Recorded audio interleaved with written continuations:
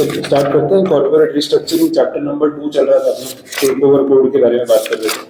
कल तक जो पढ़ा उसमें आपको कुछ क्वेरी पूछना, कुछ लैंग्वेज में कोई डाउट्स, और लास्ट में जो अपने पॉइंट पर बात कर रहे थे ना, वो पॉइंट वैसे तो आपने लास्ट में बोला वही था, मेरे को थोड़ा स्ट्राइक लेट हुआ। जो ABC कंपनी वाली बात कर रहे थे, इसी कंपनी में डायरेक्टली अगर इन्वेस्ट नहीं करना है बिकॉज ओपन ऑफर वाला पॉइंट है, पर कंट्रोल चाहिए, तो मैं उसकी होल्डिंग कंपनी में स्टेक अक्वायर करके भी ये चीज इनडायरेक्टली कर सकता हूँ।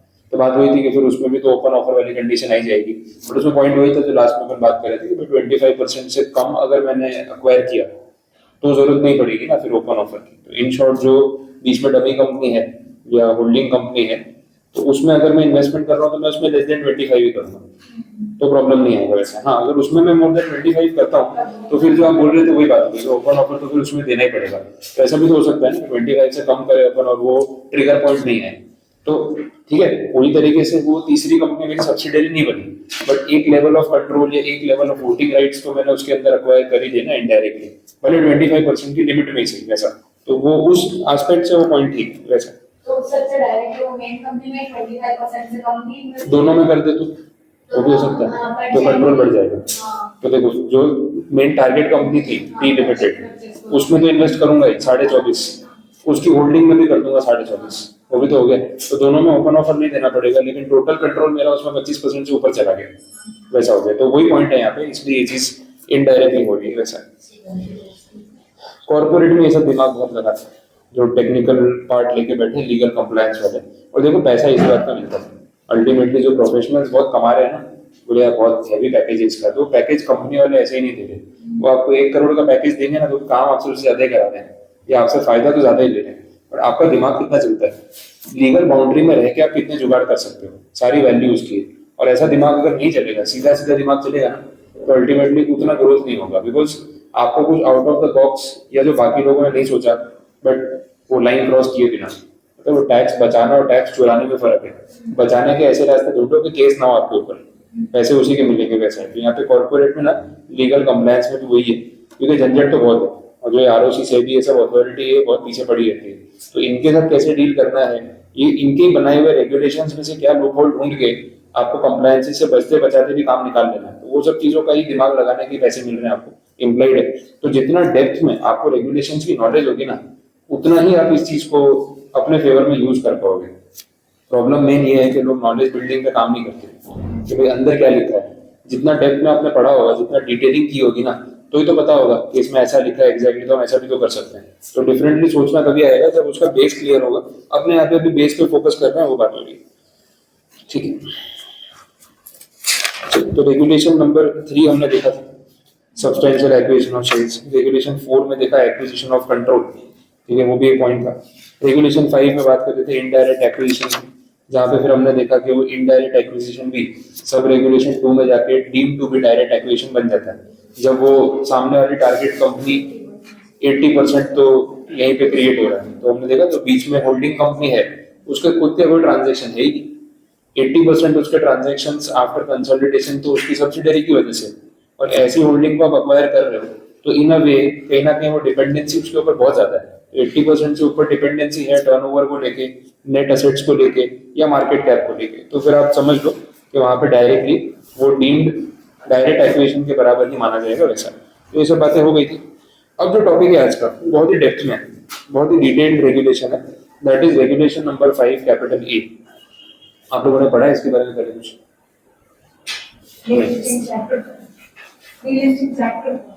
टेक ओवर कोड पहले नहीं पढ़ा, तो उसमें अच्छा नहीं, ठीक है, तो ये तो बहुत ही डिटेल में और मजा आएगा, मतलब आराम से वर्ड टू वर्ड इंटरप्रिटेशन करेंगे, प्रोविजोस देखेंगे, एक्सप्लेनेशन आएंगे, सब कुछ आएगा। और आपको इसमें अपनी लैंग्वेज में काफी सारी चीजें लिखनी भी पड़ेंगी, तो उसके ऊपर भी थोड़ा ध्यान देना वैसा। थोड़ा ना यहाँ पे नंबरिंग को लेके इशू है, मैं करेक्शंस करा दूंगा, तो जहाँ पे सब रेगुलेशन नंबर को लिखना चाहिए था लिखा हुआ नहीं है, तो मैं साथ साथ में लिखवा दूंगा, तो वो करेक्शन भी कर लेंगे। मॉड्यूल में होगा मे बी, और वो सेम चीज आ गई है वैसा। रेगुलेशन 5 कैपिटल ए, जो हम अभी ये पहला पैराग्राफ पढ़ रहे हैं ना, वो है सब रेगुलेशन नंबर 1। तो ए के बाजू में ब्रैकेट में 1 लिखा हुआ होना चाहिए था, आप ऊपर लिख लो एरो करके कुछ भी, लेकिन ध्यान रखना कि भाई ये जो हम पढ़ रहे हैं वो सब रेगुलेशन 1 है।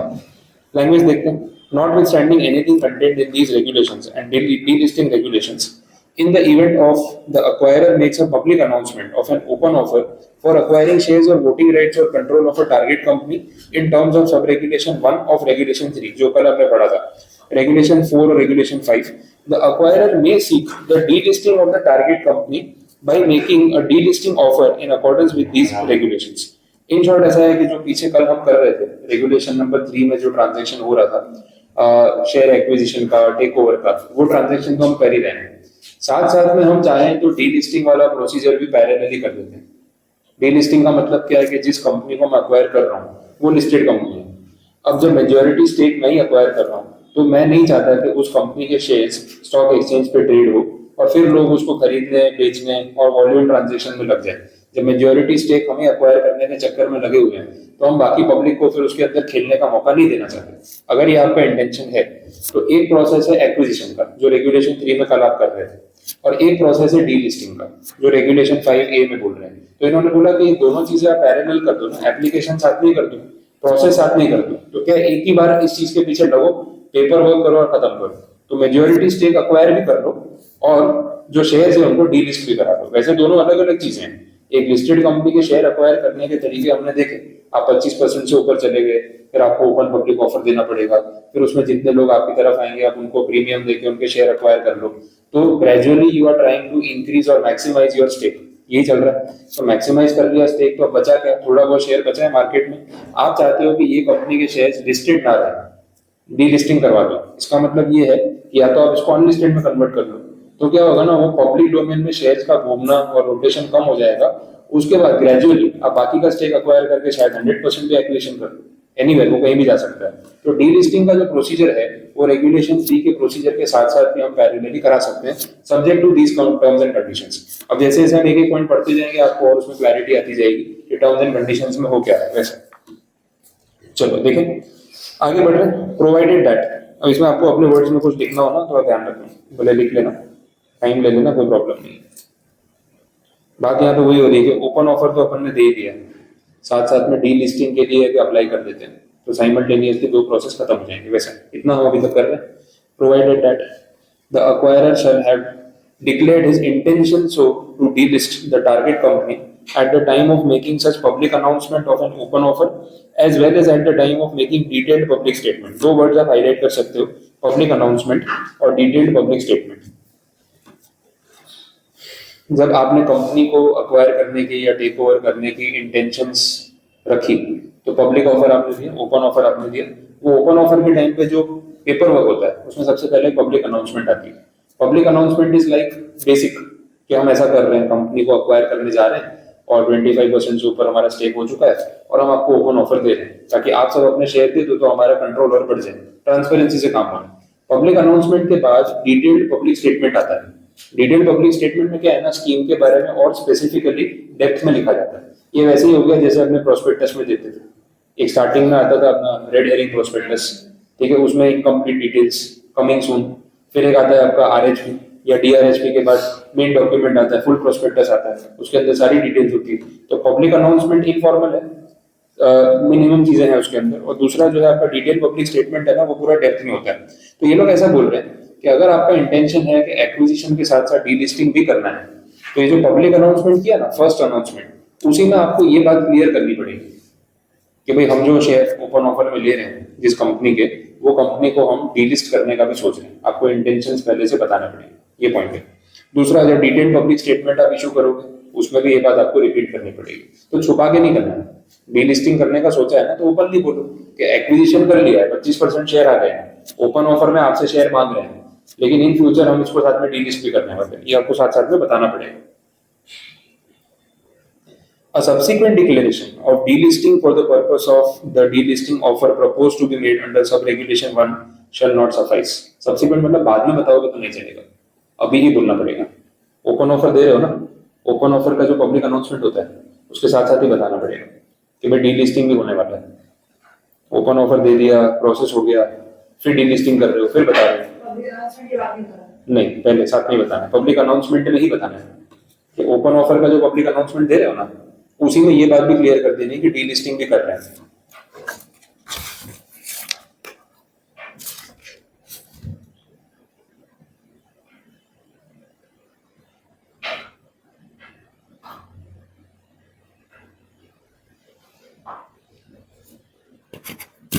ठीक है, ये बात समझ आए, आगे बढ़ते हैं। Next provision, if the open offer is for an indirect acquisition that is not deemed direct, कल जो बात नहीं हो रही थी रेगुलेशन 5 सब रेगुलेशन 2 उसकी बात हो रही है, the declaration of the intent to so delist shall be made initially only in the detailed public statement.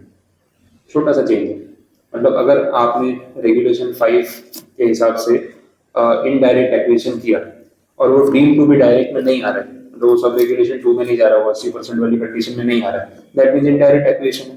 तो इनडायरेक्ट एक्विजिशन वाले केस में उन्होंने ऐसा बोला कि जो पब्लिक अनाउंसमेंट होती है उसमें अगर आप डीलिस्टिंग की बात नहीं डिस्क्लोज करोगे चलेगा, लेकिन उसके बाद जो डिटेल्ड पब्लिक स्टेटमेंट इशू होता है उसमें आपको डिक्लेयर करना पड़ेगा। तो फर्स्ट स्टेज पे ना करके सेकंड स्टेज पे करना पड़ेगा। बहुत बड़ा डिफरेंस नहीं है, छोटा सा डिफरेंस है, लेकिन टेक्निकल बात है, फर्क पड़ेगा।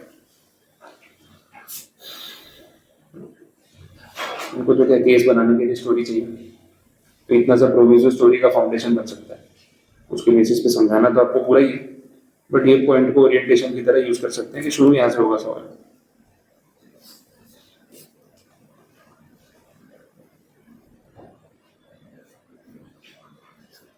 ठीक है, क्लियर, तो प्रोविजो हो गया। अब इसके बाद आ रहा है explanation number 1, the acquirer shall not in such target company during the preceding 2 years from the date of public announcement, ये जो ऊपर आप पब्लिक अनाउंसमेंट कर रहे हो ना कि ओपन ऑफर दे रहे हैं, डीलिस्टिंग होने वाला है, इसके पहले के 2 साल में आपका टारगेट कंपनी के साथ ये सारा रिलेशन नहीं होना चाहिए, रिस्ट्रिक्शंस है। ऐसे रिस्ट्रिक्शंस कंपनी में काफी जगह अपन ने देखे हुए हैं। यहाँ पे बोला है प्रमोटर नहीं हो सकते, प्रमोटर ग्रुप आपका खुद का वो नहीं चलेगा, आप कंट्रोलिंग पर्सन नहीं हो सकते, डायरेक्टली इनडायरेक्टली एसोसिएटेड नहीं हो सकते प्रमोटर से, 25% से ज्यादा शेयर होल्डिंग आपका ऑलरेडी नहीं होना चाहिए। ये तो अभी अभी अक्वायर किया 25%, इसलिए तो ओपन ऑफर की बात नहीं है, पहले से अगर होता तो फिर तो सिचुएशन ही अलग होगी, फिर ये रेगुलेशन काम नहीं आता।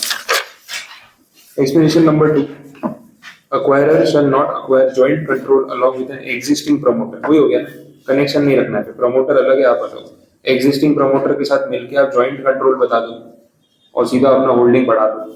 भाई एग्जिस्टिंग प्रमोटर से दोस्ती कर ली, बोला अब ये और मैं एक ही है, तो उसका स्टेक और मेरा स्टेक एक ही हो गया, वैसे नहीं चलेगा। आप खुद अक्वायर कर रहे हो, आपने अपना स्टेक 25% से ऊपर बढ़ाया, फिर आप ओपन ऑफर के लिए जा रहे हो, वो बात सही है। एग्जिस्टिंग प्रमोटर को अपने ग्रुप में ले लिया और होल्डिंग बढ़ गया बैठे बैठे, वो कंपनी होगा, वो नहीं चलेगा। नेक्स्ट जो पॉइंट है, जो एरो है, the delisting offer, that is 5A sub regulation 2, वो टाइटल देना खाली रह गया और आई थिंक मॉड्यूल में गड़बड़ होगी, वहीं से कॉपी पेस्ट किया कंटेंट, तो उसमें स्किप हो गया। The delisting offer obligations shall be fulfilled, वो जो लाइन है ना, that is actually 5A sub regulation 2।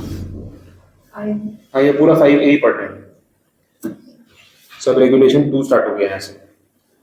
Delisting offer obligation shall be fulfilled by the acquire in the following manner, मतलब कंडीशंस है, टर्म्स एंड कंडीशन। इसमें जो capital A लिखा है एक्चुअली में वो स्मॉल a हो गया, ये ऐसा है, जो कैपिटल A लिखा है ना एक्चुअली में ये,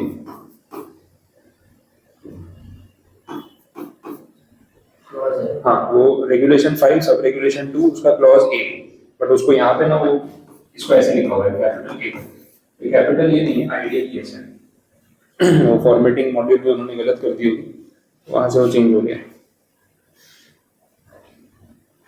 ठीक है, तो एक क्लॉज पढ़ रहे हैं अपन, इसमें क्या बोला, the public announcement, the detailed public statement and the letter of offer, 3 चीजें हो गई, पहले अभी तक 2 बोली थी ना, पब्लिक अनाउंसमेंट, डिटेल स्टेटमेंट, फिर letter of offer. Detail statement में डिटेल दी जा रही है ना कि भाई ये सब है, लेटर ऑफ ऑफर का मतलब कि now we are offering you, कि आओ और ओपन ऑफर में पार्टिसिपेट करो और अपने शेयर लेके जाओ, तो वो 3 डॉक्यूमेंट्स हो गए। Shall mention the open offer price, price तो बतानी पड़ेगी कि भाई किस प्राइस पे हम आपके शेयर आपसे खरीद रहे हैं, वो प्रीमियम प्राइस जो हम बात कर रहे थे ना कि अच्छा प्रीमियम देते हैं। अब जो ओपन ऑफर प्राइस है उसको डिटरमाइन करने के लिए एक रेगुलेशन अलग है, इसी लिस्ट में आगे आएगा, दैट इज रेगुलेशन नंबर 8। तो रेगुलेशन नंबर 8 है ना, ओपन ऑफर प्राइस कैसे डिटरमाइन करते हैं वो समझाता है आपको, कैलकुलेशन बताता है। ठीक है, तो कैलकुलेशन अपन आगे सीखेंगे, अभी उस पर डिटेल में नहीं जा रहे, वो अपने आप में एक टेक्निकल टॉपिक है। एंड द इंडिकेटिव प्राइस, 2 नाम आ गए, open offer price, indicative price, दोनों वर्ड्स को आप सर्कल कर सकते हो, हाईलाइट कर सकते हो, दोनों का अपना डिफरेंस है, मीनिंग है, मैं दोनों समझा देता हूँ, कुछ लिखना हो शॉर्ट में तो लिख के रख सकते हो। पहले तो indicative price, indicative price is estimated price, estimated, likely and which is not firm. ठीक है, एस्टिमेटेड या लाइकली, अप्रोक्सीमेट।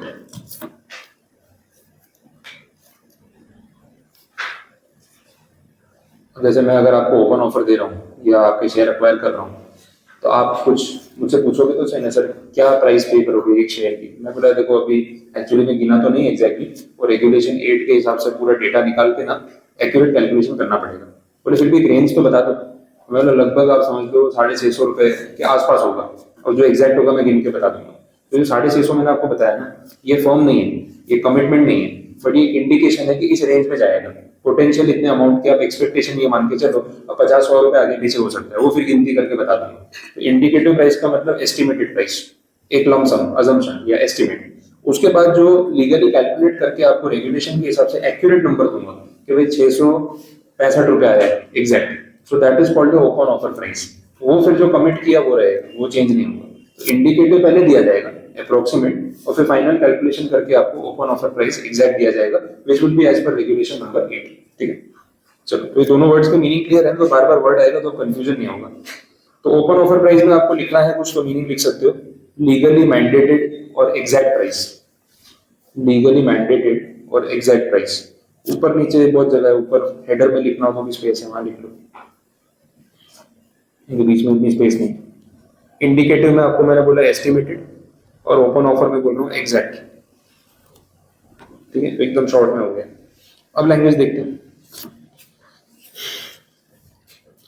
ठीक है, एक क्लॉज ए पढ़ रहे थे, public statement detail public announcement detail public statement and the letter of offer shall mention the open offer price as per regulation 8 and the indicative price for delisting. ठीक है, provided if the open offer is for an indirect acquisition that is not a deemed direct acquisition under sub regulation 2 of regulation 5, the open offer price and the indicative price shall be notified by the acquirer at the time of making the detailed public statement and in the letter of offer। same point हो गया कि public announcement में दोनों price देने की जरूरत नहीं, आप डायरेक्टली डिटेल स्टेटमेंट और उसके बाद लेटर ऑफ ऑफर दोनों में प्राइस मेंशन कर देना, काम हो जाएगा।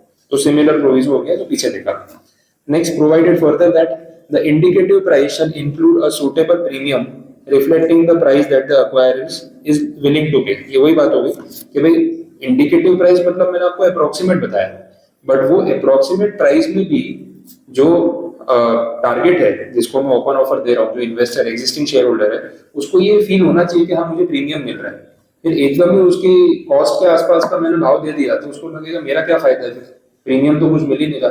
तो इंडिकेटिव प्राइस में प्रीमियम एलिमेंट विजिबल होना चाहिए, तो ये बेसिक बात बोली। अब ये इनफॉर्मली आप ध्यान रख सकते हो प्राइस कोट करते टाइम, और क्या, with full disclosures of the rationale and justification for the indicative price so determined that can also be revised upwards by the acquirer before the start of the tendering period which shall be duly disclosed। मैंने आपको वही बोला कि अभी indicative price में lump sum बता रहा हूँ कि ये 650 रुपए जैसा मान के चलो, हो सकता है आज मार्केट में शेयर 400 रुपए हो, तो आपको सुनते ही लगेगा हाँ प्रीमियम तो मिल रहा है, 250 रुपए प्रीमियम बोल रहे हैं। मैं बोला एग्जैक्ट प्राइस पर गिन के बताऊंगा। अब टेंडरिंग पीरियड का मतलब है कि जब वो ड्यूरेशन स्टार्ट हो जाती है कि अब आप अपने शेयर मुझे सरेंडर कर सकते हो, तो वो पीरियड स्टार्ट होने से पहले मैं आपको एग्जैक्ट प्राइस बता दूं, ये मेरे ऊपर कंप्लायंस रहेगा, और ये कॉमन सेंस वाली बात है, और इसमें रिवीजन अपवर्ड्स भी हो सकता है। तो मैं बोला देखो मिनिमम 650 तो आप मान के चलो, एग्जैक्ट लेता हूँ 10, 20, 50 ऊपर नीचे हो सकता है, तो भाई 650 बोला और बाद में 665 का भाव दिया एग्जैक्ट ओपन ऑफर प्राइस, तो हो गया ना, रिवीजन भी तो हो गया अपवर्ड्स, ऐसा भी हो सकता है। ठीक है, तो टेंडरिंग पीरियड जो वर्ड यहाँ पे यूज किया ना, उसका मीनिंग अगर चाहिए तो नीचे है, थर्ड लास्ट पॉइंट देखो आप, वो डेफिनेशन डाली है रेगुलेशन में से कि टेंडरिंग पीरियड होता क्या है। within which the shareholder may tender their shares in acceptance of the open offer to acquire shares made under these regulations। तो वही कि मैंने आपको डेट दे दी ना कि इस तारीख से इस तारीख के बीच में आप अपना जवाब दे देना कि आप मेरा ओपन ऑफर एक्सेप्ट कर रहे हो या नहीं कर रहे हो। That duration in which you have the right to surrender the shares और टेंडर द शेयर्स, तो उसको बोलेंगे टेंडरिंग पीरियड। बहुत सिंपल टर्म्स है। नेक्स्ट एक्सप्लेनेशन जो चल रहा था अपना, जो फ्लो में थे उसी में कंटिन्यू करते हैं। वो इंडिकेटिव प्राइस की जो बात हो रही है ना, बोला इंडिकेटिव प्राइस को गिनने का भी एक तरीका होना चाहिए, वो ऐसे एकदम हवा में कुछ भी बोल देंगे तो सही नहीं रहेगा। तो इसमें आपको एड्रेस दिया हुआ है, कैलकुलेशन नहीं समझाया। इसमें बोला कि क्लॉज ओ सब रेगुलेशन 1 रेगुलेशन नंबर 2 और डी लिस्टिंग रेगुलेशन, उसके हिसाब से एटलीस्ट बुक वैल्यू के बराबर तो होना चाहिए। तो जो भी इंडिकेटिव प्राइस में आपको कोट करूंगा वो आपके शेयर की बुक वैल्यू से कम होगा तो कोई लॉजिक ही नहीं है। आप बोलोगे सर क्या मजाक कर रहे हो, बैलेंस शीट के हिसाब से बुक वैल्यू हो रही है शेयर की 400 रुपए, आप हमको ऑफर कर रहे हो 350, हम पागल थोड़ी ना तो ओपन ऑफर में आपको शेयर देंगे, इससे तो बेटर मार्केट में बेच दें। 400 रुपए से तो ऊपर का भाव मार्केट में चल रहा है, तो बुक वैल्यू तो एकदम बेसिक प्राइस हो गया ना, जो थियोरेटिकल वैल्यू है, तो उसके नीचे तो जा ही नहीं सकते। अंडरस्टूड सी बात है। बाकी कैलकुलेशन आपको देखना है, जो रेगुलेशन का जो रेफरेंस दिया है उसमें जाकर फिर पढ़ना पड़ेगा, जिसकी जरूरत नहीं है। अच्छा, डीलिस्टिंग रेगुलेशन वर्ड बार बार आ रहा है। डीलिस्टिंग रेगुलेशंस हैं ऑफ द ईयर 2021। आप वहाँ पे एक जगह कहीं लिख के रख सकते हो, आपके ध्यान में रहे। डीलिस्टिंग रेगुलेशंस जो है इसी एक्सप्लेनेशन में लिखा है, देखो regulation number 22 of the delisting regulation. तो डीलिस्टिंग रेगुलेशंस लेटेस्ट वाले 2021 के हैं जो अभी इन प्रैक्टिस चल रहे हैं। सिर्फ नॉलेज के लिए बता रहा हूँ, कुछ नहीं। इसके बाद जो कैपिटल बी है वो आपका क्लॉज बी। क्लॉज बी क्या बोलता है वो समझो। In case the response to the offer leads to the delisting threshold as provided under regulation number 21। ये delisting threshold का मतलब ये है, it is 90%। 90% in the sense जो अक्वायरर है, ठीक है, वो अपना स्टेक बढ़ा रहा है कंपनी में। 25% तो मिनिमम है, तभी तो ओपन ऑफर की बात है। ये स्टेक बढ़ाते बढ़ाते वो कहाँ तक जा रहा है? 90%। Acquirer and person acting in concert, सारे मिला के अगर 90% शेयर्स डायरेक्टली एंड इनडायरेक्टली इनके कंट्रोल में है तो बोलते हैं कि डीलिस्टिंग के लिए थ्रेशोल्ड आ चुका है, ठीक है, कि आप डीलिस्टिंग के लिए जा सकते हैं। That is the minimum threshold to be achieved as per the delisting regulations. तो ये 90% की कंडीशन है। एक बार रेगुलेशन बता देता हूँ, ऐसे तो वही लिखा है लैंग्वेज में, ठीक है, बट डीलिस्टिंग नहीं पढ़ रहे, इसके अंदर टेक ओवर पढ़ रहे हैं, बट बात उसके अंदर डीलिस्टिंग की हो रही है। रेगुलेशन 21 हो रहा है।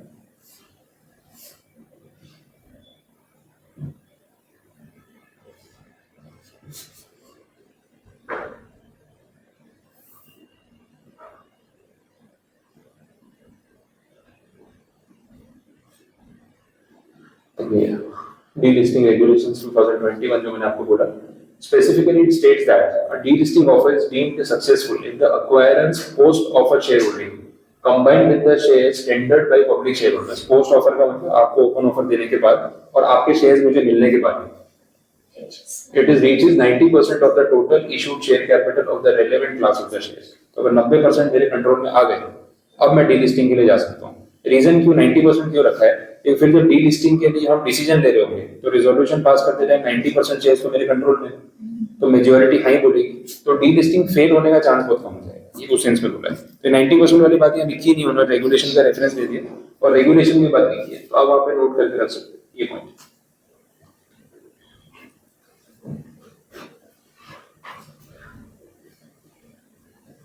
चलो आगे देखते हैं। अब इसमें ऐसा बोला है कि अगर थ्रेशोल्ड क्रॉस हो गया, 90% की लिमिट आ गई, तो जिन लोगों ने वो शेयर्स टेंडर किए थे उनको क्या प्राइस मिलेगा? तो उसमें बोल दिया उनको मिलेगा इंडिकेटिव प्राइस। फर्स्ट पॉइंट उसमें the threshold limit being met, all share holders who tender their shares shall be paid the indicative price. ठीक है। दूसरा point not being met. Not being met का मतलब क्या? डीलिस्टिंग फेल हो गया, मतलब 90% थ्रेशोल्ड आया ही नहीं, तो 90% थ्रेशोल्ड नहीं आया तो डीलिस्टिंग के लिए तो भी एलिजिबल हुए ही नहीं। तो इस सिचुएशन में जो प्राइस ऑफर किया जाएगा या पे किया जाएगा that will be the open offer price. Open offer price मतलब वही 90% से पहले वाली कंडीशन पे, अभी आपको डीलिस्टिंग तक गए नहीं हो तो जो ओपन ऑफर प्राइस था वो, और अगर 90% थ्रेशोल्ड आ चुका है तो इंडिकेटिव प्राइस पे कर दोगे तो भी चलेगा। अब समझ लो थोड़ी बहुत बचत हो जाएगी। और indicative price open offer price से थोड़ा सा कम हो सकता है, पॉसिबिलिटी है, कम ज्यादा कुछ भी हो सकता है, ऐसा कोई फिक्स रूल नहीं है। ये तो ऊपर अपन अभी देख रहे थे कि इंडिकेटिव प्राइस जब किसी को कोट किया जाता है तो उसमें प्रीमियम दिखना चाहिए, और बाद में जब ओपन ऑफर प्राइस दिया जाता है तो उसमें अपवर्ड रिवीजन हो सकता है। हो सकता है बोला, होना ही चाहिए नहीं बोला था, तो मैं बोला 10-20 रुपए ऊपर नीचे हो सकता है कुछ भी। तो यहाँ पे बोला कि अगर 90% का थ्रेशोल्ड मेट हो जाता है तो जिन लोगों ने अपने शेयर टेंडर किए थे उनको इंडिकेटिव प्राइस इतना आपने जितना पहले कमिट किया था ना उतना पे कर दो तो भी चलेगा। लेकिन अगर 90% क्रॉस हुआ ही नहीं है तो फिर उनको आपको ओपन ऑफर का एग्जैक्ट प्राइस जो है वही पे करना पड़ेगा। वैसे तो दो इफ एंड देन वाली कंडीशंस होगी।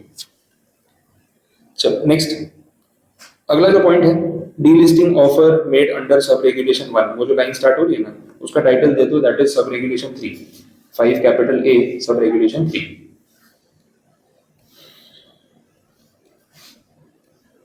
बोला delisting offer is said to be not successful. Delisting offer कब फेल हो जाएगा? पहले तो बोला on account of non receipt of the prior approval of the share holders. Share holders का अप्रूवल नहीं मिला, स्टार्टिंग में प्रॉब्लम आ गई, ठीक है, तो डीलिस्टिंग फेल हो जाएगा। दूसरा on non receipt of the in principle approval of the relevant stock exchange. ये इन प्रिंसिपल वर्ड का क्या मतलब है? कुछ कहीं आपने पहले पढ़ा आया तो होगा। एक के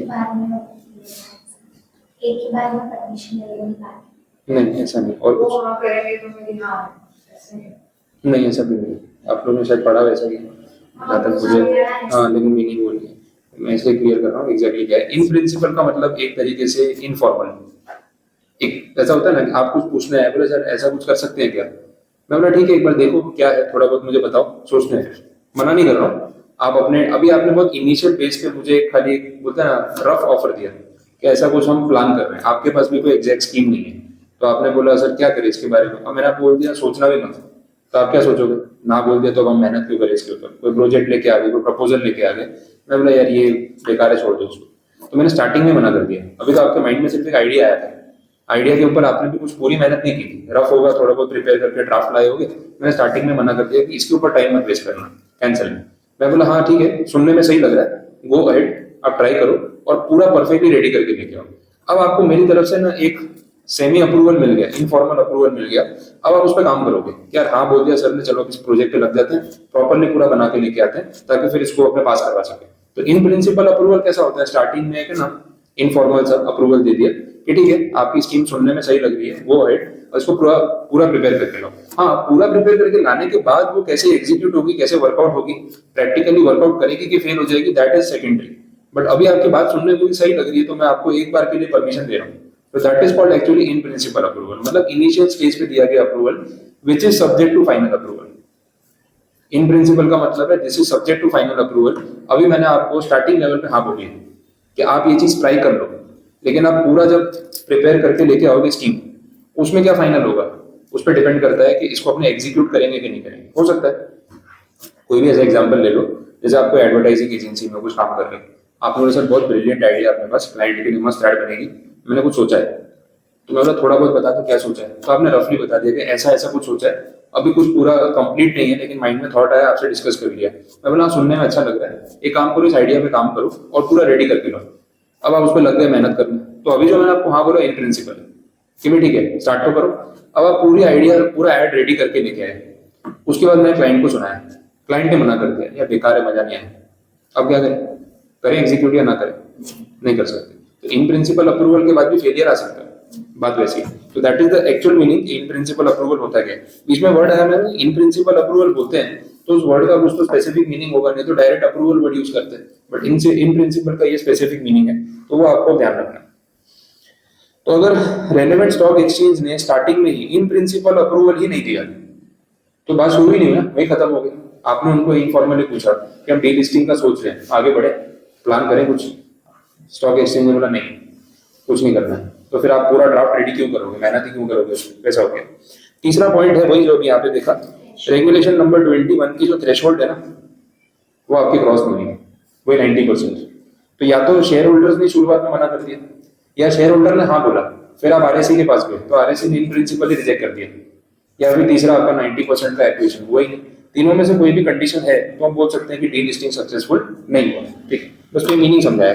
अब करना क्या है, 90% से कम है तो भी तो डीलिस्टिंग नहीं हो सकती, नहीं हो सकती, एक प्रोविजो है उसका, कुछ कंडीशन में हो सकती है, इमीडिएट नहीं हो सकती। जब तक 90% आपके पास कंट्रोल नहीं है you can not apply for delisting, ये यहाँ पे कंडीशन है। बट 90 से कम हो तो एक ऑप्शन है, वो आगे अभी प्रोविजो में आएगा तो बताऊंगा कि उसमें पॉसिबिलिटी है कि आप अप्लाई कर सकते हो, तो इफ एंड देन है। लेकिन अभी आपको ये ध्यान रखना है कि 90% से कम कंट्रोल आपके पास है तो you can not go for, आप अप्लाई नहीं कर सकते डीलिस्टिंग के लिए, आप एलिजिबल नहीं हो, थ्रेशोल्ड लिमिट क्रॉस नहीं हो वैसे। और शेयर होल्डर ने सब अप्रूव कर दिया और 90% से भी कम तो हाँ आपके मतलब जो अक्वायरर है जो डीलिस्टिंग के लिए अप्लाई कर रहा है उसके पास टोटल जो उसके कंट्रोल में जो शेयर है वो 90% होने चाहिए। अगर वो नहीं है, सपोज क्या 80% ही है, तो वो डीलिस्टिंग के लिए एप्लीकेशन करने के लिए एलिजिबल नहीं है। शेयर होल्डर ने हाँ बोल दिया ना बोल दिया वाली बात ही नहीं, आप ही तो शेयर होल्डर हो, 80% शेयर आपके कंट्रोल में है तो आप ही तो मेजोरिटी स्टेक होल्डर हो। बट क्योंकि आपके पास 90% कंट्रोल नहीं है कंपनी का, you can not apply for delisting. तब तक बाकी के शेयर्स अगर मार्केट में लिस्टेड है और ट्रेड हो रहे हैं तो आपको वो ट्रेड होने देना पड़ेगा, भले आप नहीं चाहते। बट अगर आप अक्वायरर जो कंपनी को अक्वायर कर रहा है उसके पास 90% कंट्रोल आ जाए तो थ्रेशोल्ड क्रॉस हो गया, फिर आप डीलिस्टिंग के लिए अप्लाई करो तो चलेगा। 25% होना चाहिए कंपनी के पास, तो उसके पास 80 कैसे? हाँ हाँ वो पॉइंट आएगा, इसलिए बोल रहा हूँ वो पॉइंट आएगा। जो आप बोल रही है कि इनकम्प्लीट है, आप जो बोल रहे हो उसमें अभी मैं सिर्फ एक ही कंडीशन बता रहा हूँ कि हाँ 90% थ्रेशोल्ड क्रॉस होगा तो डीलिस्टिंग के लिए एलिजिबल होंगे। अब जो आप 25% वाला पॉइंट बोल रहे हो ना, मैंने आपको दूसरा ऑप्शन है उसमें वो कंडीशन आने वाली, तो अभी पूरा ही कंप्लीट होगा तो आपका वो डाउट सॉल्व हो जाएगा। अभी बताने जाऊंगा तो थोड़ा घूम जाएगा, क्योंकि वहां तक पहुंचने के लिए बीच में 2-3 पॉइंट्स हैं, तो मैं डायरेक्ट वहां पे नहीं जा रहा हूँ। यहाँ तक अभी पता चला कि डी लिस्टिंग फेल हो गया। कब फेल हो गया? ये 3 कंडीशंस फुलफिल नहीं हुई तो फेल हो गया।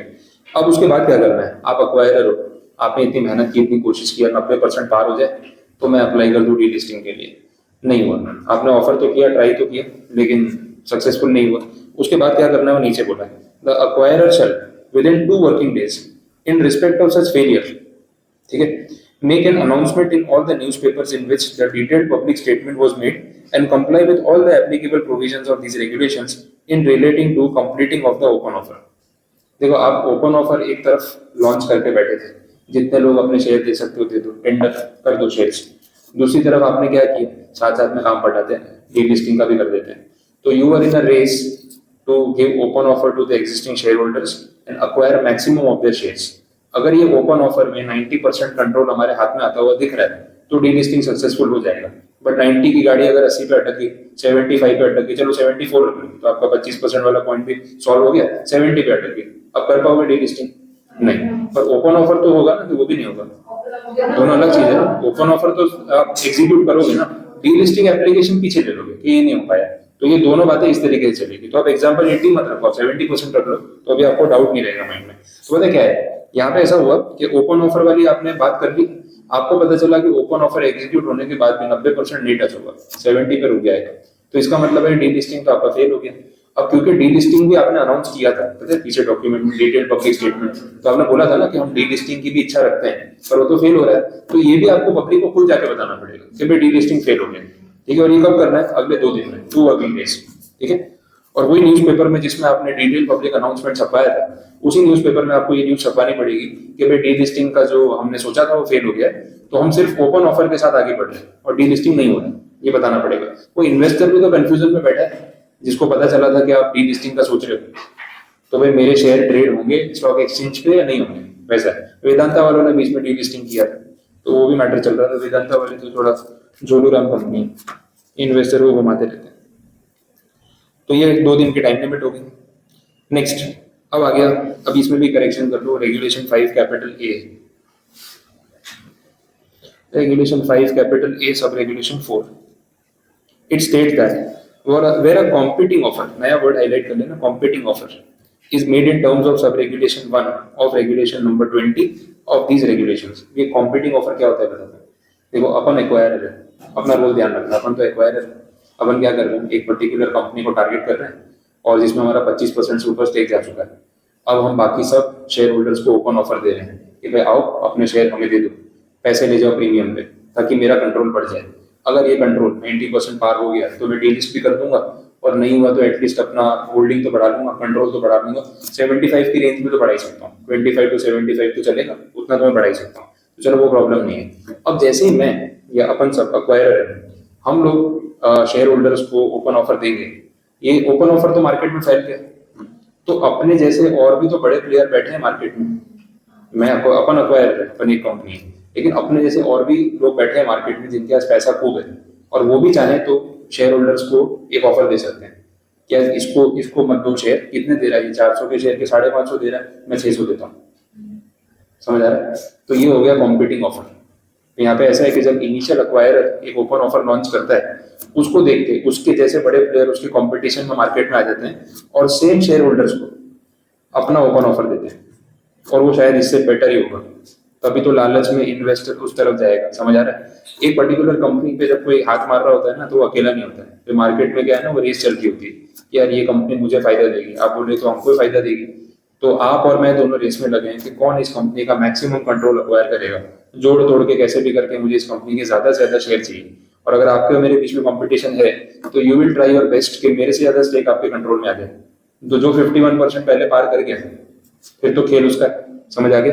तो जब मैंने 25% एक्वायर कर लिया है और फिर मैंने ओपन ऑफर निकाला, तो I am trying to reach 51 at least. तो जैसे ही मैंने ऑफर निकाला, आपने ऑफर अभी एक्सेप्ट थोड़ी किया है, तो मेरे ऑफर निकालते ही कोई और भी आ जाएगा, क्योंकि इसके पास तो अभी 26% शेयर है सपोज फॉर इंस्टेंस, बाकी के 74 तो मार्केट में ही है ना। हम भी ऑफर दे देते हैं, क्या पता हम बेटर प्राइस दे और हमारे पास ज्यादा शेयर आ जाए पब्लिक के पास से, अपना होल्डिंग बढ़ जाए तो इसके होल्डिंग का कुछ मतलब नहीं रहेगा। इस तरीके से ना एक्विजिशन वॉर शुरू हो जाती है। So that offer which is given by some other person against the initial offer of the original acquirer, तो उसको क्या बोलेंगे, that is called competing offer. ठीक है, तो ये मीनिंग है इसका। तो बोला where a competing offer is made in terms of sub regulation 20, वो फिर उसके रेगुलेशंस हैं कि उसके हिसाब से आपको कॉम्पीटिंग ऑफर देना होता है। The acquirer shall not be entitled to delist the target company. अब ये तो बोलते हैं ना, मामला फंस गया।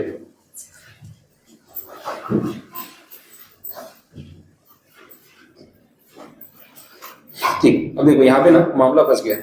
अक्वायरर के सामने कॉम्पिटिटर आ गया। अब सेबी बोल रही भाई रुक जाओ, अभी तुम कहाँ डीलिस्ट करा रहे हो, सामने वो भी तो ऑफर दे रहा है। अब किसका ऑफर जो है शेयर होल्डर्स एक्सेप्ट करते हैं, उसके बाद चीजें समझ में आएंगी ना, अभी डायरेक्टली कुछ नहीं कर सकते। Acquirer shall not be liable to pay interest to the shareholders on the account of delay due to competing offer. Fair enough. मैंने पहला ऑफर दिया था आप सबको, कोई दूसरा भी ऑफर लेके आ गया, अभी आप कंफ्यूज हो गए, आप लालच में हो, और अब ऐसा हो गया है कि यू आर वेटिंग कि भाई क्या होगा क्या नहीं होगा। मैंने बोला देखो, मैंने तो आपको ऑफर दे दिया है, टेंडर पीरियड भी कुछ बता दिया होगा कि इतने दिन में मुझे जवाब दे दो। अब दूसरे ऑफर की वजह से आपने सोचने के लिए टाइम दिया है ना, वो टाइम की भरपाई मैं तो नहीं करूँगा। अभी आप बोलोगे कि सर ये सब में 15 दिन 20 दिन प्रोसेस लेट हो गया, उसका क्या, हमारे पैसे फंस गए, आपने पेमेंट लेट किया। मतलब मैंने पेमेंट लेट नहीं किया, आपने डिसीजन लेने में टाइम लगाया। तो इस डिसीजन मेकिंग में जो भी डिले होता है, उस ड्यूरेशन का मैं कोई एक्स्ट्रा पैसा आपको नहीं दूंगा। बाद में अगर आप मेरा ऑफर एक्सेप्ट करते हो तो जो मैंने बोला था मैं वही दूंगा। अब इसमें 1 महीना ज्यादा लग गया तो उसका ब्याज मत मांगना मेरे से। I am not liable to pay anything extra because delay आपने किया है, मैंने नहीं किया, या वो कॉम्पिटिंग ऑफर की वजह से उसको जो टाइम देना पड़ा, जितनी देर के लिए उसका ऑफर ओपन रहा, आपको सोचने को टाइम मिला, वो सोचने का टाइम आप वेस्ट कर रहे हो, मैं नहीं कर रहा, मैं उसका कोई इंटरेस्ट पे नहीं कर रहा हूँ। तो ये तो बात क्लियर है ना, मेरी तो कोई गलती नहीं, मैं तो आज खरीदने को रेडी था, दूसरा बायर आ गया, आप बोले नहीं सर सोच के बताते हैं, और सोचो जितना सोचना है, उसकी भरपाई मैं क्यों करूँगा। ठीक है, तो उसमें कोई इंटरेस्ट पे करने की जवाबदारी अक्वायरर की नहीं। The acquirer shall comply with all the applicable provisions of these regulations implied and make an announcement in this regard within 2 days from the date of public announcement made in sub-regulation 1 of regulation 20 in all the newspapers where the detailed public statement was made. Acquirer को ये बात market में disclose कर देनी चाहिए कि भाई देखो मैंने तो ऑफर दिया हुआ है और मैंने डिटेल पब्लिक स्टेटमेंट दिया था, अब एक कॉम्पिटिटर आया है तो बिकॉज ऑफ दैट ये ऑफर अभी होल्ड पे चला गया है, क्योंकि जब तक वो प्रोसेस कंप्लीट नहीं होगा मैं कुछ नहीं कर सकता। तो ट्रांसपेरेंसी आपको मेंटेन करनी है। मतलब न्यूज़पेपर वाले तो कमाते रहेंगे, रेगुलर ऐड देते रहेंगे, उनकी तो कमाई होगी और क्या, ये सब करना पड़ता है। ठीक है, नेक्स्ट अब जो अगला पॉइंट है, the share holders who have tendered, वो है सब रेगुलेशन 5, वो एक ही लाइन, दैट इज सब रेगुलेशन 5। तो इसके बाद 6 स्टार्ट हो रहा है, 6 में भी टाइपिंग है, 5 कैपिटल ए है, वो उन्होंने 5 रेगुलेशन 6 लिख दिया, उसको 5A कर लेना, वो करेक्शन भी कर लेना।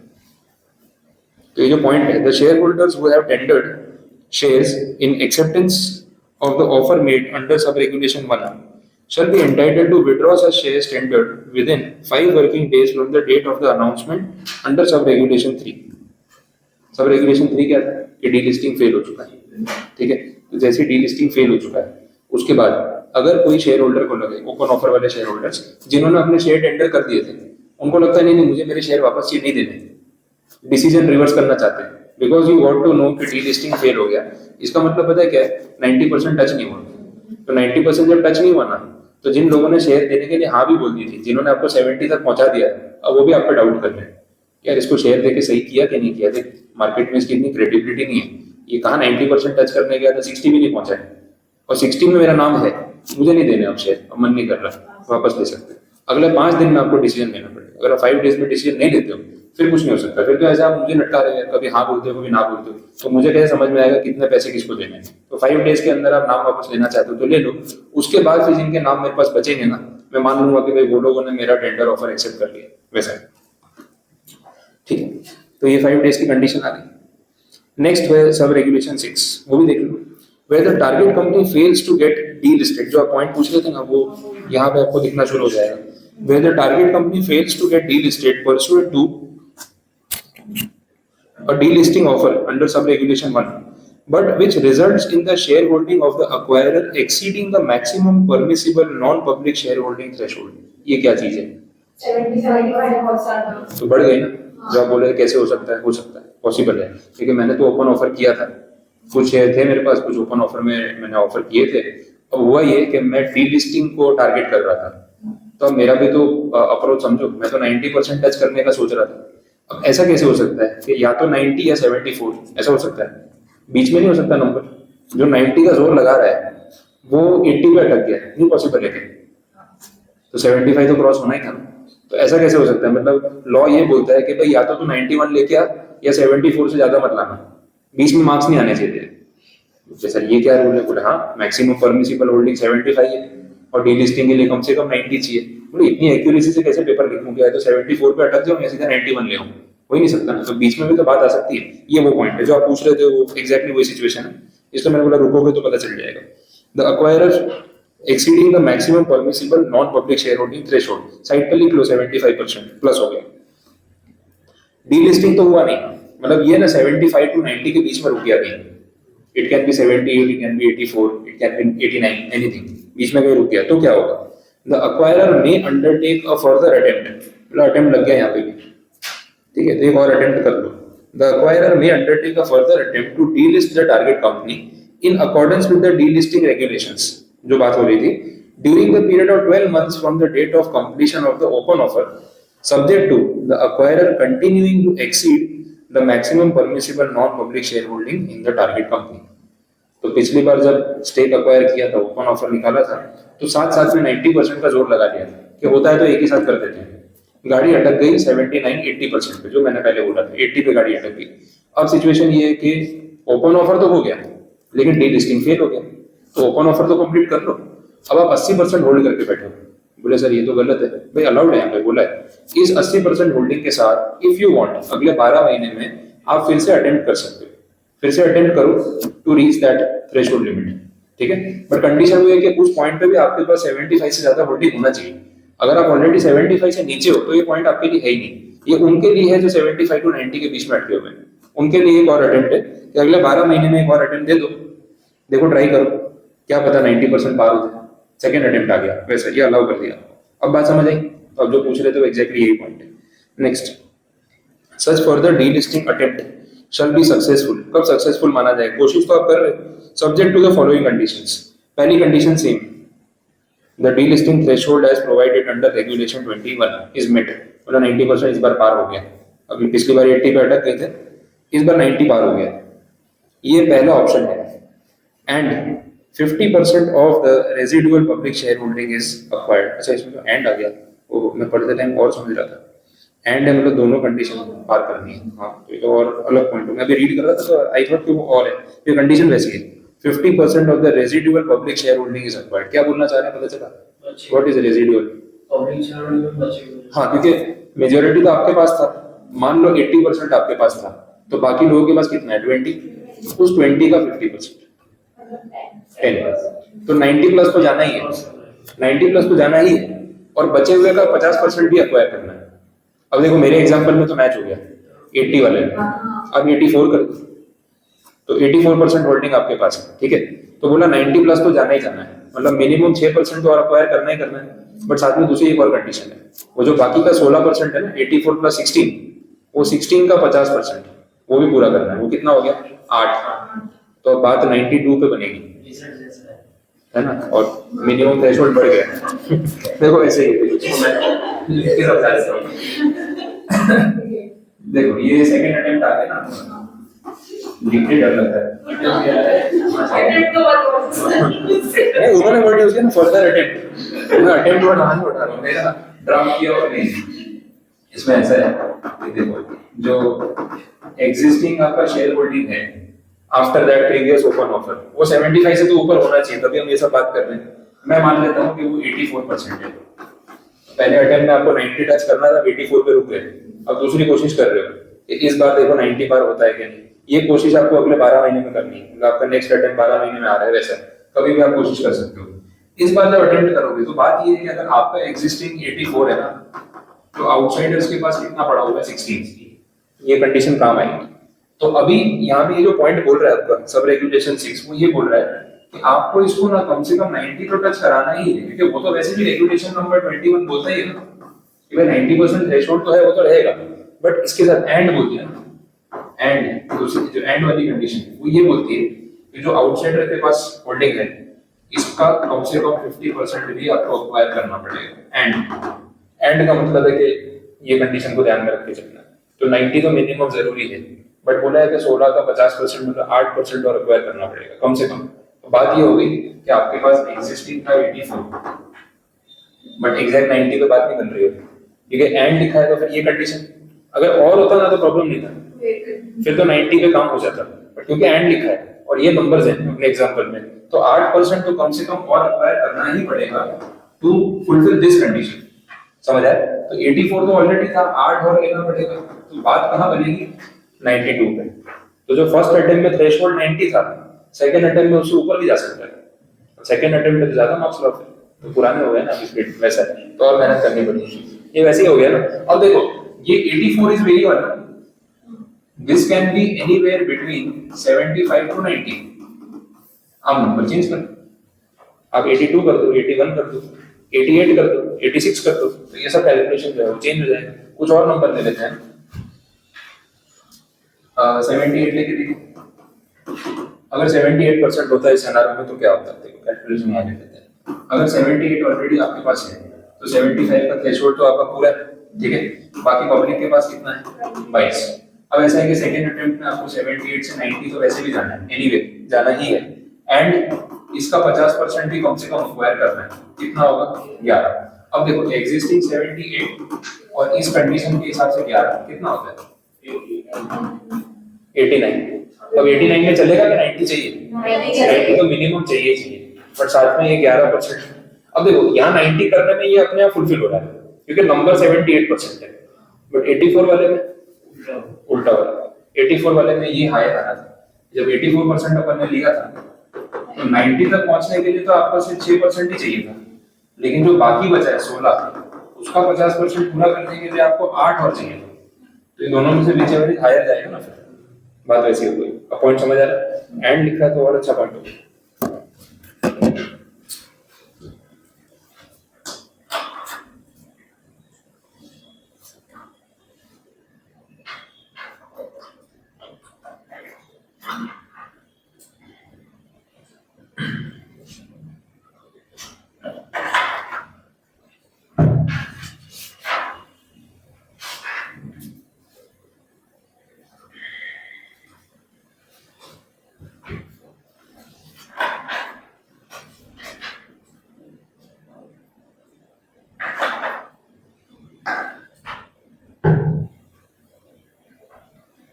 कुछ डाउट समझ आ रहा है एग्जैक्टली क्या बोल रहा है वो, इतने इतने पॉइंट में कितना कितना कंसेप्ट छुपा हुआ है।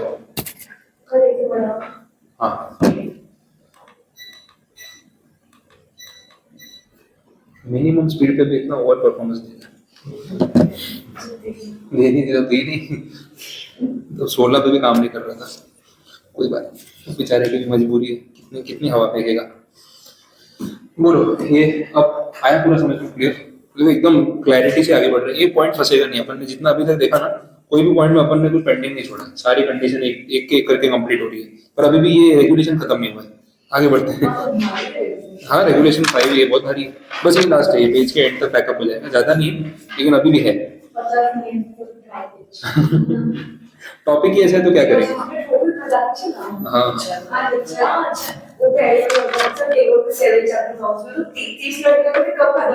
टॉपिक भी तो हो ही गया खत्म, उसमें चला भी कहाँ कंपटीशन में, उसमें देखो कुछ कंटेंट ही नहीं था, वो देखो कंटेंट और ये देखो, इसमें एक एक लाइन में आपको कुछ मिल रहा है समझने के लिए, वहाँ ऐसे बोल के सुनाना है, तो वो गाना गाने वाले टॉपिक होते हैं तो गा के सुनाना पड़ता है, उसमें कंसेप्ट आता ही नहीं है कहीं, लेकिन आएगा तो जितना डेप्थ में जाना चाहिए अपने जाएंगे आराम से। ठीक है, मैं तो 7 तक देख के आया था, 7 तक अगर हो सकेगा तो ले लेंगे, बट देखते हैं कितना लगा। हाँ मैं 7 अब मैं एक दो रेगुलेशन आगे चलूंगा ना, फिर अगर जल्दी खत्म हो गया तो क्या पता तो उस हिसाब से तो 7 तक तो मैंने सोचा है, फिर देखते हैं अभी आगे तो बढ़े, क्योंकि पीछे ये 5 भी टिपिकल है, पीछे के रेगुलेशंस में उतना टेक्निकल नहीं होगा तो चलेगा। हाँ ठीक, चलो देखते हैं। तो जो बी पॉइंट है वो आपके सामने वो क्लियर हो गया, अब चलते हैं सी पॉइंट पे। Upon failure of the further delisting attempt the acquirer shall ensure compliance of the minimum public, ये तो फिर उसके बाद वाली स्टोरी आ गई, ये आपका सेकंड अटेम्प्ट में भी पास नहीं हुआ फिर। Upon failure of the further delisting attempt, ये अटेम्प्ट में भी ना 90% पार नहीं हुआ, कंडीशन दोनों में से कोई एक फेल हो गई। Acquirer shall ensure compliance of the minimum public shareholding requirement of the target company under the Securities Control Regulation Rules 1957 within a period of 12 months from the end of the period referred to in the given clause A। अब जो आप point सोच रहे थे वो बात आ गई। बोले सर अभी तो बोला 75 से ऊपर होल्ड ही नहीं कर सकते, और यहाँ तो 78 84 लेके बैठे हैं। वो इसलिए लेके बैठे हैं क्योंकि अटेम्प्ट बाकी था। पहला अटेम्प्ट जब 90% का आपने किया, अब 78 पे 84 पे अटक गए, तो लॉ में लिखा है ना कि you will get another attempt for in next 12 months. तो अगले 12 महीने तक तो आपको अलाउ करना ही पड़ेगा कि 78 84 होल्ड करके बैठो। तब 75 वाले कंडीशन बीच में डालेंगे तो कॉन्ट्राडिक्शन हो जाएगा। बट सेकेंड अटेम्प्ट आपने दे दिया, या तो 12 महीने पूरे हो गए, आपने अटेम्प्ट ही नहीं दिया, दोनों में से जो भी हो। अब कुछ रास्ता है, अब डीलिस्टिंग का ऑप्शन गया। अब ना आपके पास अटेम्प्ट बचा है, या आपने अटेम्प्ट दिया और उसमें भी ये कंडीशन फुलफिल नहीं हुई। तो अब जो आप ये 78% लेके बैठे हो, ये कब तक चलेगा? तो अब ये आगे की बात कर रहे हैं कि now you have to work on the other aspect. अब बोल जाओ 90% के खाप छोड़ो, अब पहले तो 75 के नीचे आओ। समझ आया? तो क्या करना पड़ेगा? स्टेक सेल ऑफ करना पड़ेगा, ऑफलोड करना पड़ेगा, और ये 78 या 84 को घटा के 75 के क्या पड़ेगा। That is the maximum permissible non public holding वाली जो कैटेगरी है वो। ये करने के लिए कितना टाइम दे रहे हैं? 12 महीने। ये जो ऊपर का सब मैटर चल रहा था ना, वो पूरा खत्म हो जाने दो, उसके बाद 12 महीने। उसमें लिखा है तो देखो, refer two clause A. Clause A वही तो आपको दे रहा था, सेकंड अटेम्प्ट के 12 मंथ्स। तो सेकंड अटेम्प्ट के 12 मंथ्स जो है, उसमें उन 12 मंथ्स में आप अटेम्प्ट दे देना। आपने अटेम्प्ट ही नहीं दिया तो 12 महीने हो गए, तो भैया भूल जाओ, आपने अटेम्प्ट नहीं दिया तो आपने छोड़ दिया। अब 12 महीने खत्म होते ही अगले 12 महीने में वो होल्डिंग को कम करके 75 पे लाना पड़ेगा, वैसा। ठीक है, बात समझ आ रही है? वो स्टोरी कंटिन्यू होगी। ये जो अटेम्प्ट आप दे रहे थे, इसके लिए आपको कितना टाइम मिला था? पहला अटेम्प्ट फेल होने के बाद 12 महीने। वो 12 महीने खत्म हो गए, अब ये 12 महीने, अब वो नेक्स्ट वाले 12 मंथ्स के अंदर आपको ये होल्डिंग को रिड्यूस करके 75 पे या उसके नीचे लेके आना है, वैसा। तो सीक्वेंस में चल रहा है, क्रोनोलॉजी में चल रहा है। और ये बात इन्होंने वो सिक्योरिटी कंट्रोल रेगुलेशन एक्ट है ना आपका 1956 का, SCRA वाला, उसके जो रूल्स हैं उसमें ये बात बोली, तो वहां से वो पॉइंट उठाया, वैसा। ठीक है, उसके बाद next point, the floor price for a further delisting attempt. Further delisting मतलब ये जो चल रहा था सेकंड अटेम्प्ट, उसमें फ्लोर प्राइस जो टर्म, फ्लोर प्राइस का मतलब क्या है? Minimum price. ठीक है, minimum price, that is floor. Floor और कैप बोलता है, मिनिमम एंड मैक्सिमम। तो बोला floor price for a further delisting attempt as referred to in the given clause A shall be higher of the following. Floor price कैसे calculate करेंगे वो समझा रहे हैं। और फ्लोर प्राइस कैलकुलेट करने के 3 पैरामीटर है, ये जो दे रखे हैं, तीनों में से विच एवर इज हायर वैसे निकाला जाएगा। पहला पैरामीटर है indicative price offered under the first delisting attempt. पहला अटेम्प्ट इंडिकेटिव प्राइस और ओपन ऑफर प्राइस। तो इंडिकेटिव प्राइस जो वहां पे आपने ऑफर दिया था वो यहाँ पे बेस प्राइस का फैक्टर बनेगा। दूसरा, the floor price determined under the delisting regulations as on the relevant date of the subsequent attempt. Second attempt जिस दिन दिया वो रेलेवेंट डेट, उस दिन डीलिस्टिंग रेगुलेशंस के हिसाब से जो फ्लोर प्राइस आया। इसका मतलब इसके लिए आपको डीलिस्टिंग रेगुलेशंस में रेलेवेंट प्रोविजन में जाके फॉर्मूला देखना पड़ेगा, उस फॉर्मूला से प्राइस निकाला जाएगा। तो अभी वो फॉर्मूला पे अपन नहीं जा रहे क्योंकि डीलिस्टिंग रेगुलेशन अपना टारगेट नहीं है। तीसरा, book value of the company. Book value तो बैलेंस शीट से मिल जाएगी। तो 3 पैरामीटर हो गए। ये पता है वैसा जैसे हाउस प्रॉपर्टी पढ़ते थे, अगर आपको ध्यान हो, उसमें वो expected rent, fair rent, municipal value, याद है? तो उसमें जो 3 चीजें थी, एक एक्सपेक्टेड रेंट निकालने के लिए आपको म्युनिसिपल वैल्यू, फेयर रेंट और स्टैंडर्ड रेंट चाहिए होता है। म्युनिसिपल वैल्यू SMC से मिलेगा, standard rent rent control act से मिलेगा, और जो फेयर रेंट है वो तो मार्केट से मिलेगा। तो ऐसी 3 कंडीशन हो गई कि भाई वो rent control act of India बताएगा स्टैंडर्ड रेंट क्या होता है, हमें नहीं पता, तो हमें गिनना भी नहीं, वहां जाके देख लेंगे। ये सेम चीज है कि डीलिस्टिंग रेगुलेशन जो बोलेगा उस हिसाब से प्राइस गिन लेंगे, यहाँ कुछ नहीं करना है, वैसा। इन तीनों में से whichever is higher that will be the floor price for this purpose, वैसा सेकंड अटेम्प्ट के लिए। नीचे लास्ट पॉइंट देखना, while undertaking delisting for the first or subsequent attempt, all the provisions of the delisting regulation shall mutatis mutandis be applicable save as otherwise provided in this regulation। इसका मतलब override कौन करेगा, delisting regulation या ये वाला regulation? Clash हुआ तो ये फॉलो होगा, सेव एज। सेव एज का मतलब था इसको बचाते हुए उसको देखना है। तो वैसे बोला डीलिस्टिंग रेगुलेशन यहाँ पे म्यूटेटिस म्यूटेंटिस फर्स्ट अटेम्प्ट में और सेकंड अटेम्प्ट में दोनों में अप्लाई होगा। बट अगर ये रेगुलेशन 5 कैपिटल A कहीं वो डीलिस्टिंग रेगुलेशन से क्लैश करता है तो इसको प्रायोरिटी देंगे। सेव एज का मतलब वो इसको ध्यान में रखते हुए चलना। सब्जेक्ट टू बोलते हैं वैसा होता है। ये सब इंटरप्रिटेशन में अपन बात करते थे, notwithstanding, subject to, save as, unless express otherwise. तो वो फ्रेजेस तब इतने इंपॉर्टेंट नहीं लगते थे, यहाँ देखो मतलब बदल जाता है। This is the power of direct language. ठीक है, तो ये आपका 5 कैपिटल A जो है वो पूरा हुआ complete, which is related to these delisting regulations. बोलो कुछ नहीं समझ आया, कुछ कंफ्यूजन? अब पूरा क्लियर, ये जितना एक्ट में है पूरा देख लिया, कोई पॉइंट अपन ने छोड़ा नहीं है, एक भी प्रोविजो बाकी नहीं रखा, एक भी एक्सप्लेनेशन बाकी नहीं रखा, सब कुछ आ गया। इसके बाद एक रेगुलेशन नंबर 6 है जो इससे कनेक्टेड भी है और इतना टेक्निकल नहीं है। तो 6A और 6B ये बहुत सिंपल से हैं, तो एटलीस्ट इतना तो ले सकते हैं। 7 तक पहुंचेंगे तो देखेंगे, ज्यादा हो गया तो फिर रोक। चल देखिए, regulation number 6 that is voluntary offer. ये ओपन ऑफर जो भी रेगुलेशन 3 में चल रहा था वो कंपलसरी था या ऑप्शनल था? Open offer compulsory. उसका ट्रिगर पॉइंट क्या था? 25%, जो अपन ने देखा। इंडिविजुअल हो या एंटरप्राइज हो, अक्वायरर में दोनों में से कोई भी हो सकता है। अब वो दोनों में से कोई भी अगर 25% का थ्रेशोल्ड क्रॉस कर ले होल्डिंग में तो उसको ट्रिगर पॉइंट बोलते हैं। तो वहां से फिर ओपन ऑफर देना कंपलसरी हो जाता है। वो ओपन ऑफर आपने दे दिया, वो सब बात हो चुकी, वहां से आगे बढ़ गए। अब इसके बाद और स्टेक बढ़ाना है तो वॉल्यूंटरीली भी ओपन ऑफर दे सकते हैं, कोई ट्रिगर पॉइंट नहीं आया है।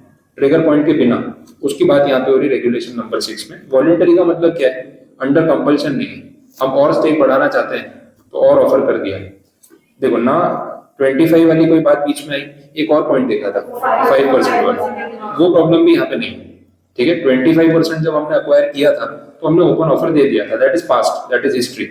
जिस फाइनेंशियल ईयर में हमने 5% से ज्यादा एक्विजिशन किया उसमें भी हमने ओपन ऑफर दे दिया था, दैट इज ऑल्सो हिस्ट्री। वो कंडीशन यहाँ पे नहीं है। उसके अलावा आउट ऑफ नोवेयर अगर आपको वॉल्यूंटरीली ओपन ऑफर देना हो तो क्या वो पॉसिबल है? तो रेगुलेशन 6 के हिसाब से पॉसिबल है। अब वो कब होगा, उसके टर्म्स एंड कंडीशन क्या होंगे वो देख लेते हैं। छोटा सा पॉइंट है, कोई प्रॉब्लम नहीं है इसमें। देखो, regulation number 6 states that an acquirer who together with person acting in concert with him holds shares or voting rights in a target company entitling them to exercise 25% or more but less than the maximum permissible non-public shareholding, मतलब 25 से 75 के बीच में, simple. shall be entitled to voluntarily, वो word highlight कर लो, voluntarily, वही main बात है। make a public announcement of an open offer for acquiring shares in accordance with these regulations subject to their aggregate shareholding after completion of this open offer not exceeding the maximum permissible non-public shareholding। 75% तो आपको किसी भी हाल में cross नहीं करना, लेकिन आपके पास 25 से 75 के बीच में अभी एग्जिस्टिंग कुछ होल्डिंग है and you want to exceed that और बढ़ाना है और ऐड करना है, तो आप वॉल्यूंटरी ओपन ऑफर इस रेगुलेशन के हिसाब से दे सकते हो। बट ये ऑफर देने के बाद जो आपके पास होल्डिंग बनेगा वो 75 से ऊपर नहीं जाना चाहिए। विद इन 75 आपको जितना अक्वायर करना है कर वैसे। अब प्रोवाइडेड दैट देख लो, where an acquirer or any other person acting in concert with him has acquired shares of the target company in preceding 52 weeks without attracting the obligation to make public announcement of an open offer, he shall not be eligible to voluntarily make a public announcement of an open offer for acquiring shares under this regulation। क्या बोलना चाह रहे, बात समझ आ रही है? एक बार पढ़ लो, फिर से वो रिलेट हो जाएगा।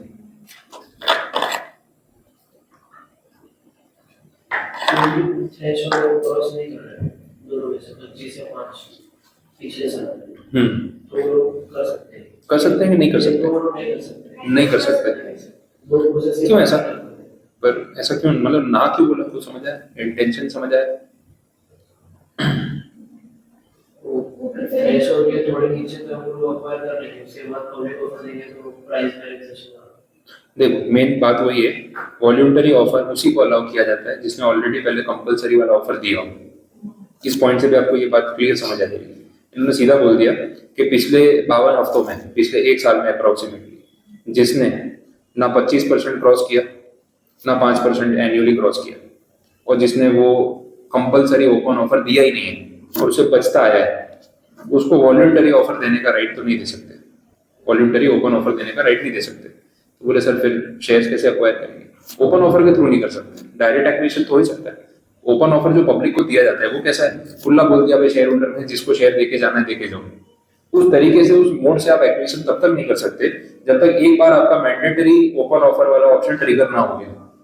तो अगर आप ऑलरेडी 25% पार कर चुके हो या किसी ईयर में 5% पार कर चुके हो और आपने ओपन ऑफर मैंडेटरी वाला दिया है पिछले 52 वीक्स में और उसके बाद आप ये वॉल्यूंटरी ऑफर देते हो तो बात समझ आती है, क्योंकि ऑलरेडी आपने एक बार मैंडेटरी प्रोसेस फुलफिल कर लिया। लेकिन अगर पिछले 52 वीक्स में आपने ऐसा कुछ किया ही नहीं तो फिर आप ये वाला ऑफर नहीं दे सकते। बात समझ आई? तो पिछले 52 हफ्ते एक स्पेसिफिक कट ऑफ टाइम है जिसमें ये देखा जाता है। 52 वीक्स में आपका कंपलसरी वाला वो ओपन ऑफर दिया हुआ होना जरूरी है, तो ही फिर आप यहाँ पे वॉल्यूंटरी ओपन ऑफर के लिए एलिजिबल माने जाओगे। अगर आपने उसके पहले मैंडेटरी ऑफर दिया था तो भी आप एलिजिबल नहीं रहोगे। लास्ट 52 वीक्स में ऑफर देना जरूरी है। बात समझ आ रही है? वापस पढ़ के देख लो लैंग्वेज।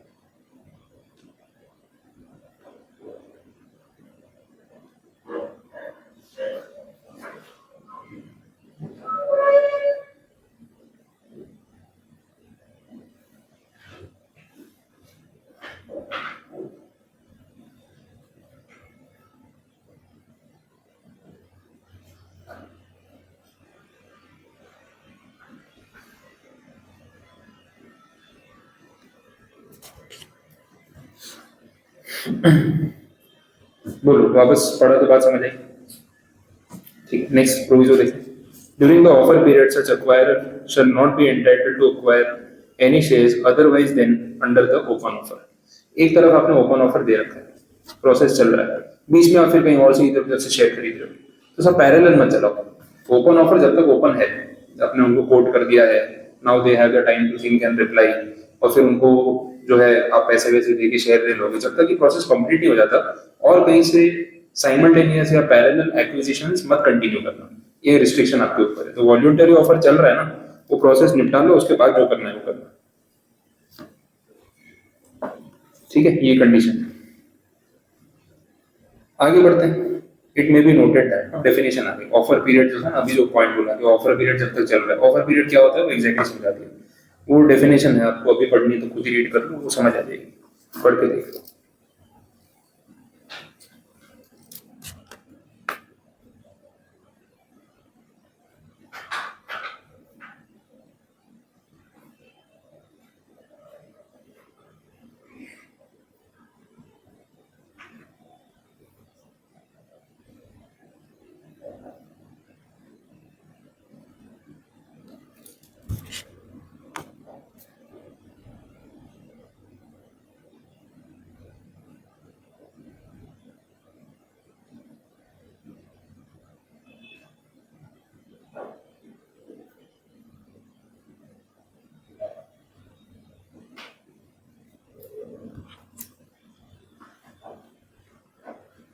बोलो, लैंग्वेज समझ आएगी?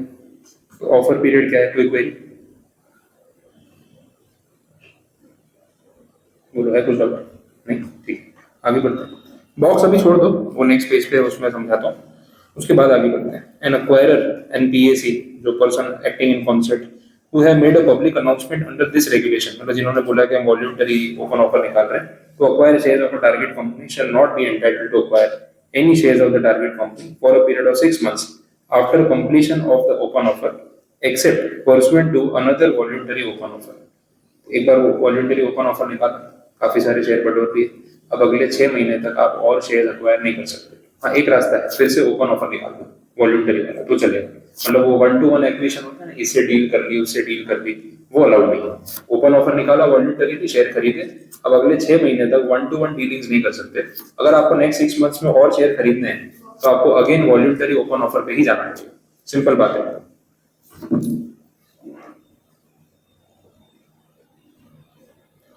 ये पॉइंट समझ लो, जो लिखना लिख लो, फिर प्रोविजो पे चलते हैं, तो और मजेदार।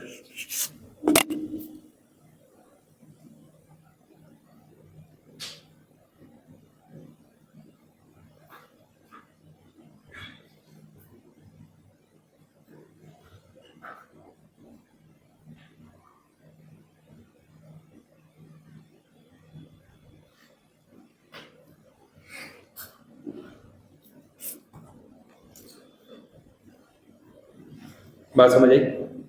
प्रोवाइडेड दैट में देखो क्या बोला, ये रिस्ट्रिक्शन एक पर्टिकुलर सिचुएशन में एप्लीकेबल नहीं है। वो रिस्ट्रिक्शन क्या है कि देखो, वो पता है कॉम्पिटिंग ऑफर वाला पॉइंट ध्यान है कि जहाँ हमने पहले ऑफर किया था, फिर कोई आ गया, हमसे बेटर ऑफर लेके कॉम्पीट कर रहे हैं। उल्टा रोल भी तो हो सकता है, किसी और ने कहीं कुछ ऐसा ऑफर दे रखा है, आप अभी अक्वायरर नहीं हो, कोई और कंपनी का मैटर है, उसमें कोई और अक्वायरर है जिसने ओपन ऑफर दे रखा है, अब आप कंपटीशन में कूद पड़े, आपको पता चला बोले लास्ट टाइम मैंने ऑफर दिया था 4 लोग आ गए थे, अब कोई और ऑफर दे रहा है, मैं जाके कॉम्पीट करता हूँ, ऐसा भी तो हो सकता है। तो उसमें कोई रिस्ट्रिक्शन नहीं, that is totally different thing. पता है क्यों? क्योंकि कंपनी अलग हो गई ना, जिस टारगेट कंपनी का ये सारा बात चल रही है उस कंपनी की बात थोड़ी हो रही है, कोई दूसरी XYZ कंपनी है जिसमें किसी और ने एज एन अक्वायरर बिड कर रखा है, 25% लेके बैठा है, ओपन ऑफर कर दिया, आप उसमें कूद पड़े, तो वो टारगेट कंपनी तो दूसरी हो गई ना फिर। तो प्रोविजो में लिखा है कि वो चलेगा और लॉजिकल है।